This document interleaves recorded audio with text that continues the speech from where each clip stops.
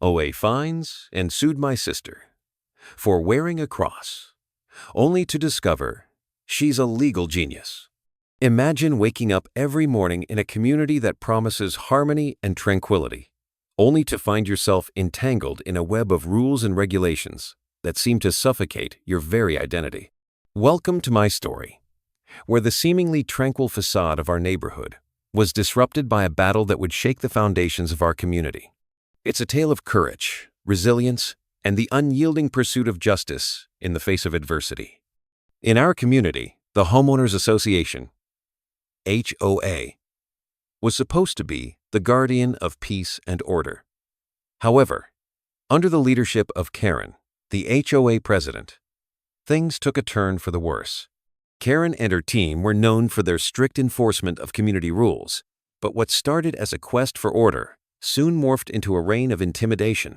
Neighbors were pitted against each other, and the once friendly streets became a battleground of disputes and fines. I remember the day my sister, a devout Christian, received a fine from the HOA for wearing a cross. It was as if the HOA had declared war on her faith. The cross, a simple symbol of her beliefs, had become a point of contention in a community that was supposed to respect diversity. But little did Karen and the HOA know, they were about to face a legal genius who would challenge their authority and push the boundaries of religious freedom. This is not just a story about a cross or a fine. It's about the courage to stand up for what you believe in, even when the system seems stacked against you. It's a testament to the power of knowledge and determination in the face of injustice. As we navigate this journey, you'll see how my sister's legal prowess turned the tables on the HOA, forcing them to confront the very principles they claim to uphold.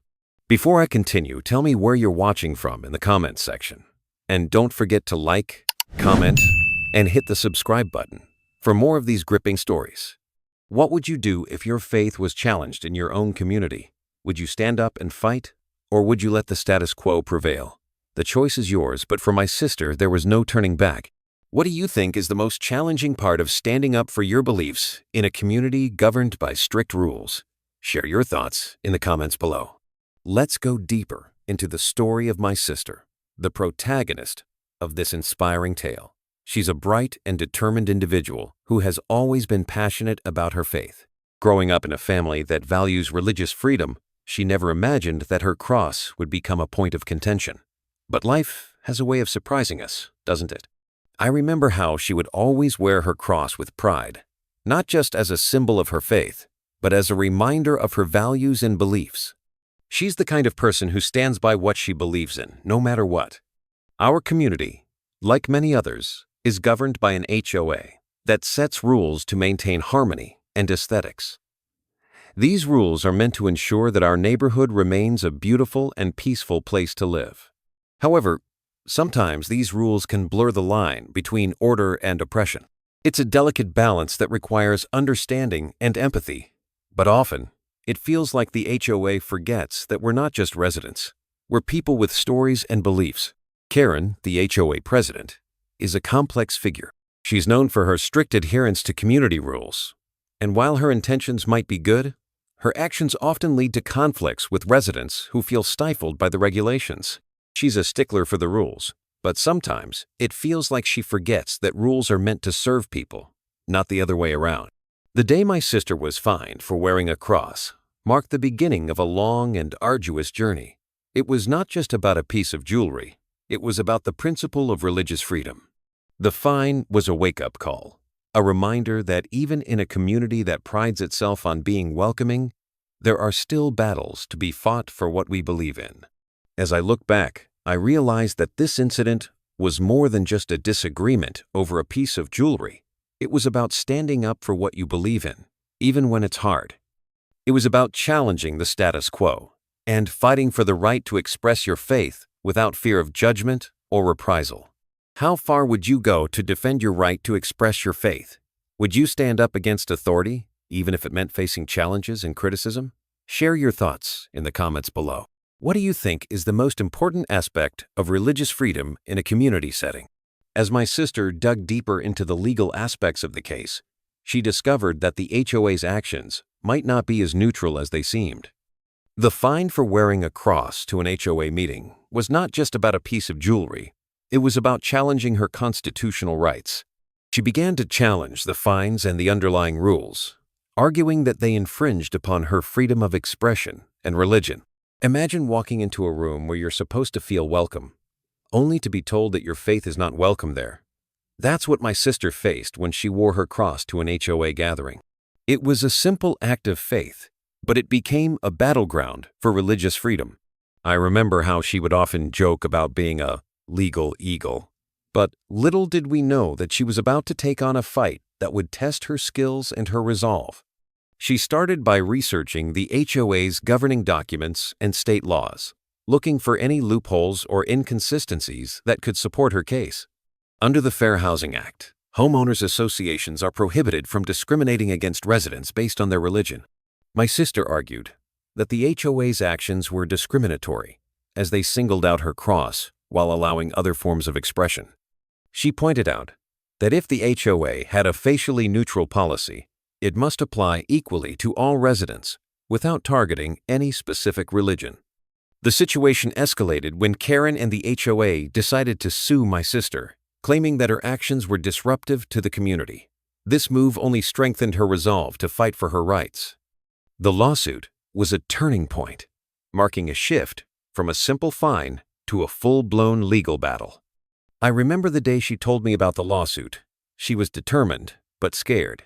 The thought of facing a legal system that seemed stacked against her was daunting, but she refused to back down. She saw this as an opportunity to stand up not just for herself, but for everyone who had ever felt marginalized by their HOA. As the case progressed, my sister's legal acumen became apparent. She skillfully navigated the complexities of religious freedom laws, surprising both the HOA and the legal community with her expertise. She argued that the HOA's actions were not only discriminatory, but also unconstitutional, as they infringed upon her right to express her faith freely. Can one person really make a difference in the face of systemic opposition? My sister's story is a testament to the power of resilience and knowledge. She showed us that even when the odds are against you, standing up for what you believe in can lead to profound change. As we watched her prepare for court, we realized that this was no longer just about a cross or a fine.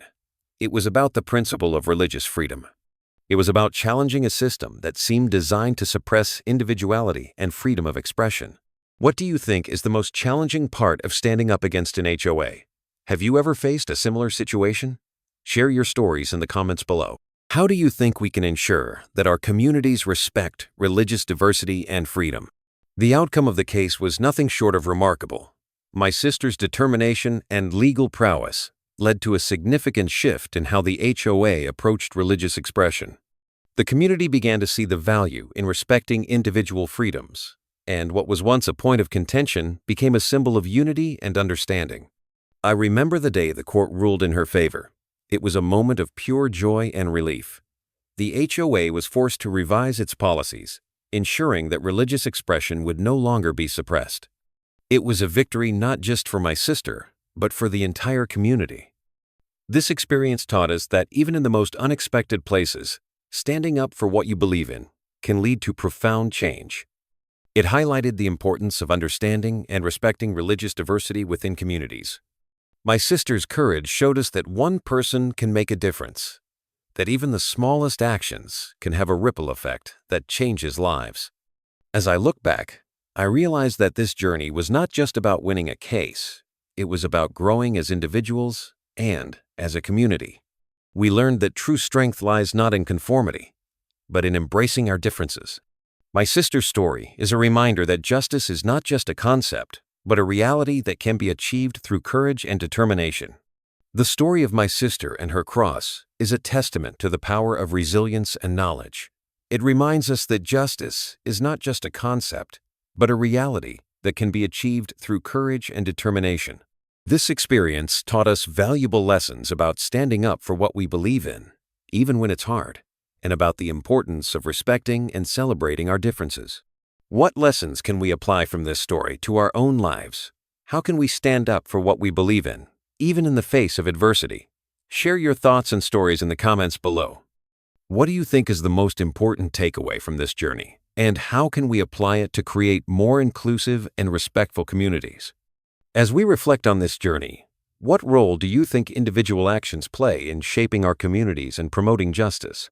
How can we inspire others to stand up for their rights and beliefs? Let's continue this conversation in the comments. As we conclude this journey, I want to leave you with a call to action. If you've been inspired by this story, consider sharing it with others who might be facing similar challenges. Together, we can create a more inclusive and just society where everyone feels valued and respected. The battle for religious freedom is ongoing, and it requires constant vigilance. By supporting those who stand up for their rights, we strengthen the fabric of our communities. We remind ourselves that freedom is not a gift, but a responsibility that we must uphold every day. My sister's story is a testament to the power of courage and determination. It shows us that even in the darkest moments, there is always hope for change. As we reflect on this journey, let's remember that justice is not just something we read about. It's something we can achieve through our actions. How will you stand up for justice in your own community today? Will you be the voice that challenges injustice, or will you be the hand that supports those who are fighting for their rights? Whatever your role, know that you are part of a larger movement towards a more just and equitable world. Let's make a difference together. Share this story with someone who needs to hear it.